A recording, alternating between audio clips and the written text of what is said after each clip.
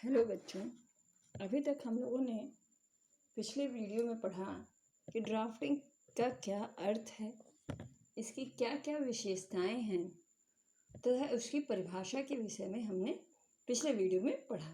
आज हम ड्राफ्टिंग के ही बारे में आगे पढ़ेंगे। ड्राफ्टिंग की प्रक्रिया, कि ड्राफ्टिंग किस प्रक्रिया से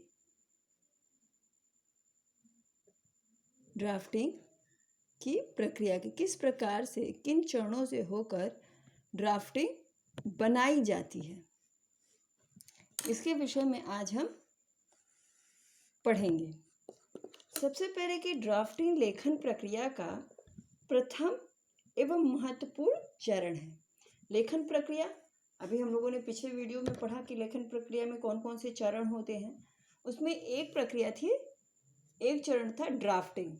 तो आज हम ड्राफ्टिंग की प्रक्रिया पढ़ेंगे कि किस प्रकार से ड्राफ्टिंग की प्रक्रिया बनाई जाती है। तो ड्राफ्टिंग जो है हमारी लेखन प्रक्रिया का एक महत्वपूर्ण और प्रथम चरण है, जिसकी सफलता या असफलता पर संपूर्ण कार्य निर्भर करता है। यदि ड्राफ्टिंग अच्छी बनी, उत्तम बनी, तो हमारा लेखन कार्य भी अच्छा होगा, और यदि ड्राफ्टिंग अच्छी नहीं बनी, उसमें किसी प्रकार की कोई त्रुटि रह जाती है, तो हमारा लेखन प्रक्रिया भी सही नहीं हो पाएगा। इसके निश्चित चरण होते हैं, इसके जो है कुछ निश्चित चरण होते हैं जिनके विषय में आज हम पढ़ेंगे। इसमें सबसे पहला चरण जो है, पहली प्रक्रिया जो है, वह है पूर्व लेखन, यानी कि पहले ड्राफ्टिंग के पहले कुछ लिखना। ड्राफ्टिंग जब हम तैयार करते हैं उसके पहले लिखना, पूर्व लेखन। ड्राफ्टिंग को तैयार करते समय कुछ पूर्व लेखन की आवश्यकता होती है, यानी कि जब हम ड्राफ्टिंग तैयार करते हैं उससे पूर्व हमें कुछ लिखने की आवश्यकता पड़ती है। यह वह लेखन होता है जो असंगठित होता है। ये कौन सा लेखन होता है? जो असंगठित होता है, यानी कि हमारे मस्तिष्क में जब जब जो विचार आते जाते हैं उन्हें हम लिखते जाते हैं। यह किसी क्रम में नहीं होता, किसी प्रकार से व्यवस्थित नहीं होता, यह असंगठित होता है। और विचार जैसे जैसे मस्तिष्क में आते हैं उन्हें बेतरतीब तरीके से हम लिखते जाते हैं। जैसे भी आते हैं, जब जब जो विचार उस शीर्षक से संबंधित, यानी जो शोध का शीर्षक हमारा है उससे संबंधित जो भी विचार आते जाते हैं, हम उसे तुरंत ही कॉपी पर लिख लेते हैं ताकि वो हमें भूले ना। परंतु यह जो भी विचार होते हैं, जो भी लेखन होता है, वह असंगठित होता है, वह किसी क्रम में व्यवस्थित नहीं होता है। पूर्व लेखन की भी 3 अवस्थाएं होती हैं। इसमें पहली अवस्था है मस्तिष्क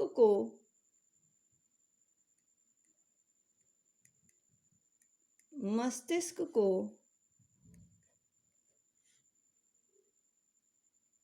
आंदोलित करना।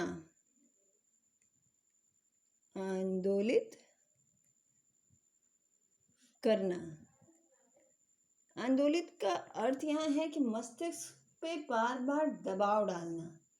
उस विषय से संबंधित विचार करने के लिए बार बार मस्तिष्क पर जो जोर दिया जाता है उसे हम कहते हैं मस्तिष्क का आंदोलित करना।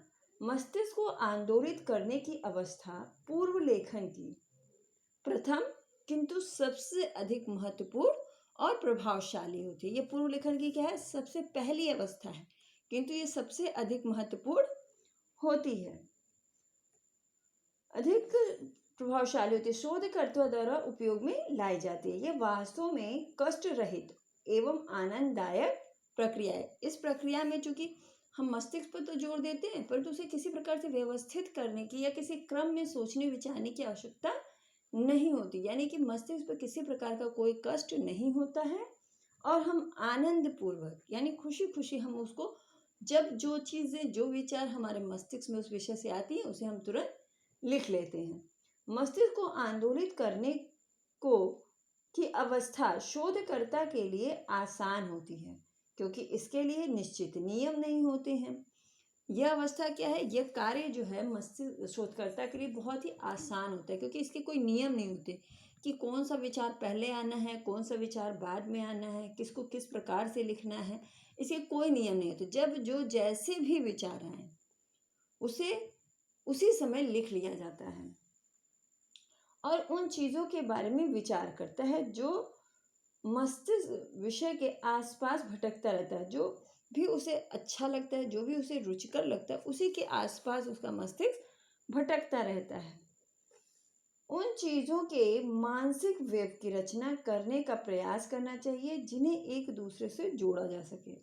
इसमें हमें कोशिश करनी चाहिए कि हम उन विषयों के विषय में ज़्यादा विचार करें जो एक दूसरे से संबंधित हैं, ना कि ऐसे विचार जो कि एकदम अलग अलग हों, ताकि जब हम लेखन कार्य प्रारंभ करें, जब हम ड्राफ्टिंग का कार्य प्रारंभ करें तो उसमें हमें आसानी हो।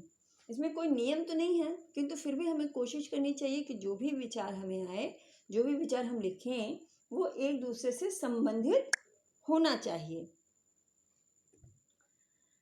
माना कि विचारों पर प्रकाश शोधकर्ता को आंदोलित करता है। शोधकर्ता स्वयं से कुछ प्रारंभिक प्रश्न पूछना चाहिए। इस पूरे लेखन में यानी मस्तिष्क को आंदोलित करने की अवस्था में शोधकर्ता को स्वयं से कुछ प्रश्न पूछने चाहिए जिनके द्वारा जो विचार, जिनको स्पष्ट करते हुए जो विचार मस्तिष्क में आए, उन्हें वो लिख करके ड्राफ्टिंग बना सकता है। जैसे कि मुझे क्या रुचि है, मतलब वो उसको किस विषय में रुचि है, उसे खुद से पहले सवाल करना चाहिए टॉपिक सेलेक्ट करने से पहले कि उसको किस विषय में अधिक रुचि है, क्योंकि अगर उसे उस विषय में रुचि नहीं है तो वो शोध कार्य अच्छा नहीं कर पाएगा। दूसरा कि यदि मैं इस विषय का चयन करता हूँ तो क्या मैं उपयुक्त शब्दों या आगाज की आवश्यकता को पूर्ण कर सकता हूँ। तो उसे ये भी सोचना चाहिए कि अगर जो भी वो विषय का चयन कर रहा है तो उसे उस विषय से संबंधित अपने आप से, अपने खुद से यह प्रश्न पूछना चाहिए कि जो भी विषय मैंने चयन किया, क्या उससे संबंधित अच्छे और उचित शब्दों का प्रयोग मैं कर पाऊंगा, क्या उससे संबंधित उचित शब्दों का भंडार मेरे पास है। क्योंकि अगर उचित शब्दों का प्रयोग नहीं किया जाएगा तो शोध कार्य जो है वो अधिक प्रभावशाली नहीं बन पाएगा। नेक्स्ट है कि क्या अन्य शोधकर्ता भी मेरे समान विचार करते हैं। फिर उसे ये भी सोचना चाहिए कि क्या मैं जिस प्रकार से अपने विषय के विषय में, अपने टॉपिक के विषय में सोच विचार कर रहा हूँ, जिस दिशा में विचार कर रहा हूँ, क्या दूसरे शोधकर्ता भी उसी दिशा में, उसी तरफ विचार करते होंगे। कहीं ऐसा तो नहीं, क्योंकि बहुत बार होता है कि हमारा जब शोध कर हम प्रारंभ करते हैं तो उसका कोई क्षेत्र निश्चित नहीं होता, उसकी कोई सीमा नहीं होती। तो कई बार शोधकर्ता विचार करते करते वो अपने मेन टॉपिक से भटक जाता है, तो उसे ये एक मार्ग निश्चित करना चाहिए कि क्या दूसरे शोधकर्ता भी इसी दिशा में विचार करते होंगे। फिर नेक्स्ट है कि कौन से टॉपिक मेरे रुचि के टॉपिक से संबंधित हैं। जैसे हमने अभी कहा कि यदि हम अपने रुचि के अनुसार टॉपिक का चुनाव नहीं करते हैं तो शोधकर्ता को उसमें शोध करते समय रुचि उत्पन्न नहीं होगी और वो अरुचि पूर्वक उस शोध कार्य को पूरा करेगा, जिसके कारण उसकी प्रभावशीलता कम हो जाएगी। उस शोध कार्य की प्रभावशीलता जो है क्या है, कम हो जाएगी। नेक्स्ट है कि मैं टॉपिक के बारे में क्या अपने शोध प्रबंध में रखता हूँ, कि जो भी शोध टॉपिक है क्या उसके बारे में वो पूर्ण जानकारी रखता है। नेक्स्ट है कि क्या इस टॉपिक के बारे में कुछ और चर्चा की जा सकती है। यानी कि जब वो उस टॉपिक का चयन करता है तो उसे ये भी विचार करना चाहिए कि क्या जितना विचार मैंने या जितनी चर्चा मैंने लोगों से इस विषय में की, क्या उतनी काफ़ी है कि उसे और विचार तथा और चर्चा करके अधिक से अधिक उस विषय में और जानकारी प्राप्त करने की आवश्यकता है। नेक्स्ट है कि कौन से अन्य टॉपिक मुझे रुचिप्रद लगते हैं, कौन से प्रकार के उदाहरण और बिंदुओं को स्पष्ट कर सकते हैं। उसे ये भी विचार करना चाहिए कि क्या कोई और ऐसा टॉपिक है जिसे वो रुचिकर रूप से पूरा कर सकता है, कहीं ऐसा ना हो कि जो विषय जो टॉपिक वो चयन कर रहा है उससे भी ज़्यादा रुचिकर उसके लिए कोई दूसरा टॉपिक हो। तो साथ ही साथ उसे यह भी विचार करना चाहिए कि जिन उदाहरणों का, जिन एग्जाम्पल्स का वो अपने शोध कार्य में प्रयोग कर रहा है, क्या उसके वो उदाहरण, जो बिंदु, जो वास्तव में जो अपने शोध कार्य के द्वारा लोगों को बताना चाहता है, समझाना चाहता है, क्या जो एग्जाम्पल हैं वो उन बातों को स्पष्ट कर पा रहे हैं? क्योंकि उदाहरण का, एग्जाम्पल का प्रयोग तब किया जाता है जब हम अपनी बात को और अधिक स्पष्ट तरीके से दूसरों को समझाने का प्रयास करते हैं। तो उस स्थिति में क्या होता है कि हमारे जो उदाहरण हैं वो इस तरीके के होने चाहिए, इस तरीके के सुलझे हुए शब्दों के होने चाहिए, जिससे जो पढ़ने वाला है वो हमारी बातों को सही तरीके से और जिस रूप में हम बताना चाहते हैं उसी रूप में समझ सके। नेक्स्ट है कि क्या यह एकदम नया और रचनात्मक टॉपिक है? उसे ये भी विचार करना चाहिए कि जो टॉपिक का चयन वो कर रहा है, क्या वो नया है? कहीं ऐसा ना हो कि उसी टॉपिक पर, उसी विषय पर और भी बहुत सारे शोध कार्य हो चुके हों, तो ऐसी स्थिति में उसके शोध कार्य का महत्व कम हो जाता है। फिर नेक्स्ट है कि क्या यह बहुत प्रचलित है? उसे ये भी विचार करना चाहिए कि जिस टॉपिक का वो चयन कर रहा है, क्या वो बहुत अधिक प्रचलित है, लोगों में बहुत ज़्यादा उसके प्रति जागरूकता है? तो यह प्रश्न और अन्य प्रश्न जो कि शोधकर्ता के द्वारा उठाए जाते हैं, यह उसकी लेखन प्रक्रिया को प्रारंभ करने में सहायता करती है। जो जितने भी प्रश्न अभी हम लोगों ने पढ़े या जो हम लोगों ने अभी समझे, ये सारे प्रश्न जो हैं और दूसरे और भी ऐसे बहुत सारे प्रश्न हैं जो शोधकर्ता के मस्तिष्क में उठते रहते हैं। तो यदि उन सारे प्रश्नों का उत्तर सही प्रकार से दे दिया जाए तो हमारी जो लेखन प्रक्रिया है उसका प्रारंभ बहुत ही रुचिकर तरीके से हो सकता है, क्योंकि इन सारे प्रश्नों के उत्तर देने से हमारा जो विषय का चयन है, हमारे जो शीर्षक का चयन है, वो बहुत ही उत्तम हो सकता है। नेक्स्ट है इसमें, सॉरी ये ए है, ये बी, मुक्त लेखन।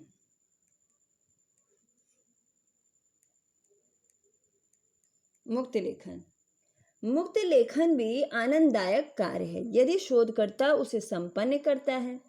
यदि मुक्त कार्य को लेखन जो है, लेखक जो संपन्न करता है, पूरा करता है, तो यह भी क्या है, कोई कष्ट नहीं देता मस्तिष्क को या शोधकर्ता को, किसी प्रकार का कोई कष्ट इसमें नहीं होता, बल्कि उसमें आनंद ही प्राप्त होता है।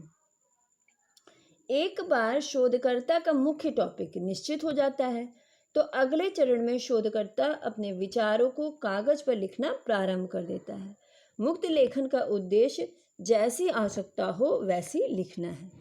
जब एक बार जो है शोधकर्ता के शोध का जो टॉपिक है वो सेलेक्ट हो जाता है, तो उसके बाद उस विषय से संबंधित जो भी विचार आते हैं शोधकर्ता के मस्तिष्क में, वो उससे लिखना प्रारंभ कर देता है।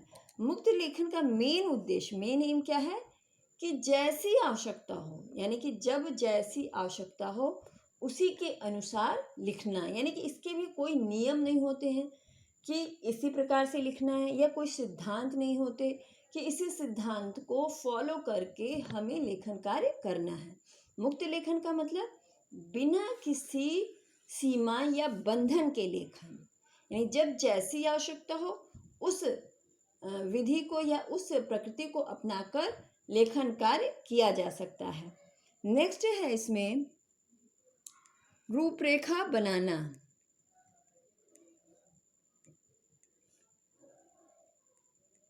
रूपरेखा बनाना, रूपरेखा या रफ रूपरेखा शोध पत्र के ढांचे का निर्माण करती है।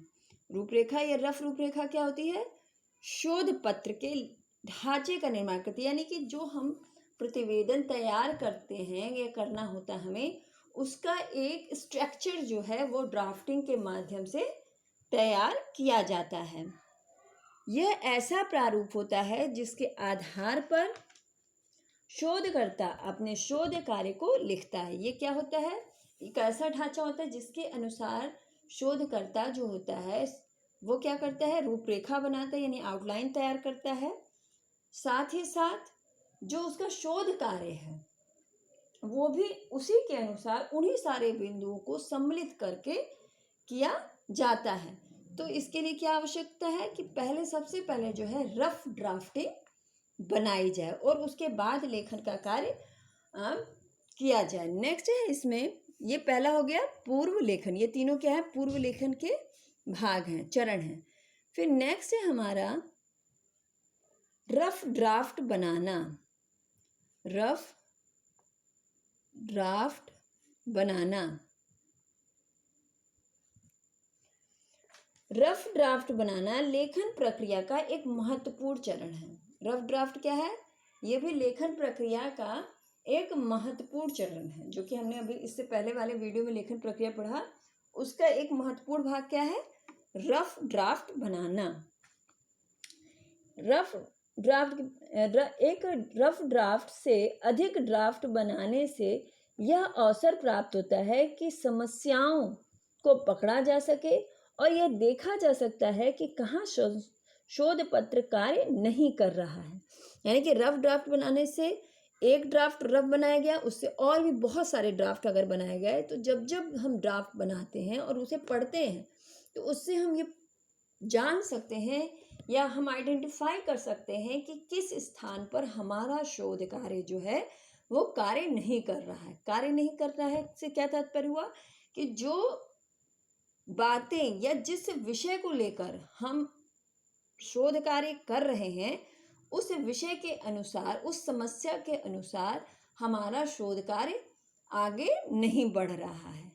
तो हम जब उस जगह को, उस स्थान को आइडेंटिफाई कर सकते हैं, जैसे प्रारंभ में तो हमारा शोध कार्य सही चल रहा है, बीच में कहीं जाकर के किसी तरीके की कोई समस्या आ जाती है, जिस किसी वजह से हम अपना शोध कार्य का जो सही दिशा है वो भटक जाते हैं। जिस तरीके से हमें शोध कार्य करना है उस तरीके से ना करके किसी दूसरे रास्ते पर चले जाते हैं, तो उसका पता चल जाता है। रफ ड्राफ्ट से, कई ड्राफ्ट बनाने से, पढ़ने से हम जान जाते हैं कि जो हमारा शोध कार्य वो सही दिशा में नहीं जा रहा है, जिस दिशा में उसे जाना चाहिए।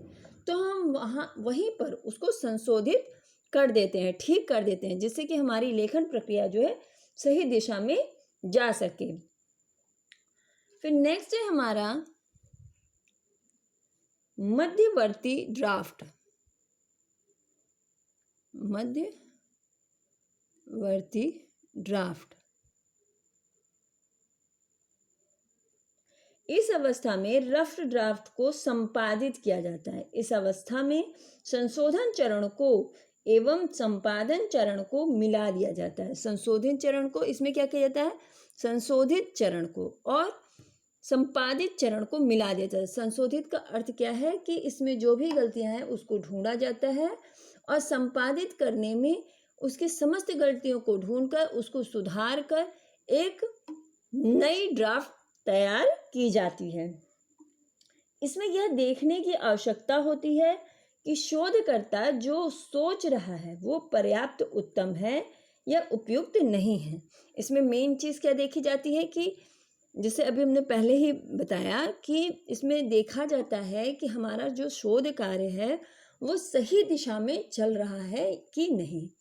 तो इसमें यही देखा जाता है कि जो हमारा शोध कार्य है उसके विषय में जो शोध करता है वो सही दिशा में सोच रहा है या नहीं। क्योंकि जब हमारा शोध कार्य है तो उसकी कोई सीमा नहीं होती, वो उसकी अदृश्य सीमा हम कह सकते हैं कि उसकी जो सीमा होती है वो हमें दिखाई नहीं देती कि कहाँ तक हमें उसका अध्ययन करना है। तो ड्राफ्ट बनाने का मेन उद्देश्य क्या होता है कि इसकी एक सीमा निर्धारित करना।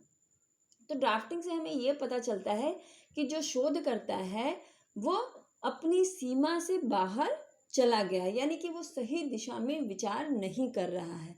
जो उसके विचार हैं वो जो समस्या लेकर चल रहा है, जिसका हल ढूंढने के लिए वो शोध कार्य कर रहा है, उससे विपरीत दिशा में चला गया है, जिससे कि उसके जो परिणाम है वो सही नहीं निकल पाएंगे। और ऐसे तरीकों के बारे में विचार किया जाता है जो शोधकर्ता को बिंदुओं को उसके पाठकों तक पहुंचाया जा सके। और जब रफ ड्राफ्ट को हम लोग संशोधित मध्यवर्ती ड्राफ्ट बनाते हैं, जिसमें ड्राफ्ट तथा संपादन को मिलाते हैं, जो भी त्रुटियां होती हैं उनको दूर करते हैं। अगर शोधकर्ता किसी गलत दिशा में भटक गया है तो उसके विचारों को सही दिशा प्रदान करते हैं। तो उसके द्वारा जो